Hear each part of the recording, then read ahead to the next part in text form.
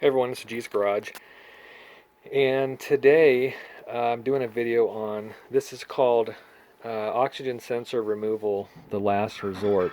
And this is a place where I hope you don't find yourself ever. It's not a comfortable place, I can tell you right now. Um, this would be what you would do to get a sensor out if you've tried pretty much everything. You tried, obviously, you try the tools. You know, the sockets or those little like crow's feet devices, those don't work. And then like a vice grip, because you're eventually going to start rounding it off. And then you would go to, you know, maybe using a vice grip and, you know, a heating torch around this, around the bung. Um, Now on this one, all those methods were tried in pretty much that order, and everything pretty much failed. So this is what you do, and like I said, I hope you never find yourself in this position, because it's obviously, you know, it's time consuming, and if you don't have the tools, it's pretty much near impossible. But here is the end of the old O2 sensor, and you can just see how, you know, pretty much rounded up it is, rounded off. So what I end up doing is, you can see right there, I just cut it off with a hacksaw. And as you can see here on the bung, you know, there's a little bit of some scraping around there. I didn't get it quite as square as I can, but you know, try to get it as square as you can. Would obviously be ideal. But once you cut that off, then you're just going to go in the piece, which is here it is. And you know, at one time that was threaded in there, and you're just going to remove it like you do like a, you know, like a strip bolt, and just keep progressively. I think I started out with a, I want to say like a 1/4 inch to 3/8. I mean, you got to remove like all that. Like there's the porcelain inside of the element.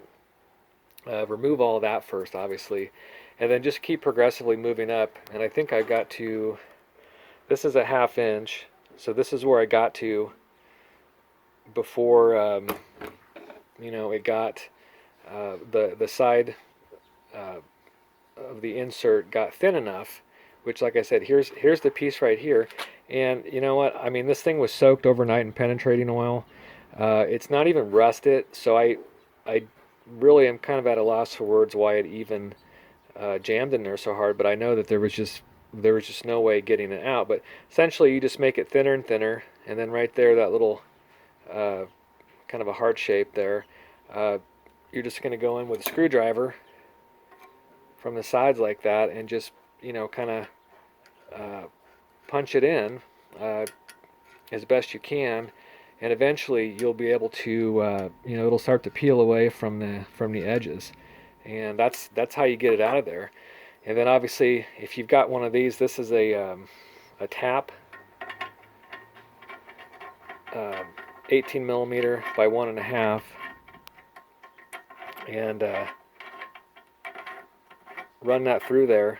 I mean, this has been in here a couple. I've had this in here a couple times, so it's going to thread in by hand. But the first time, so even then, it still takes a little bit, but that's about as far as it's going to go. But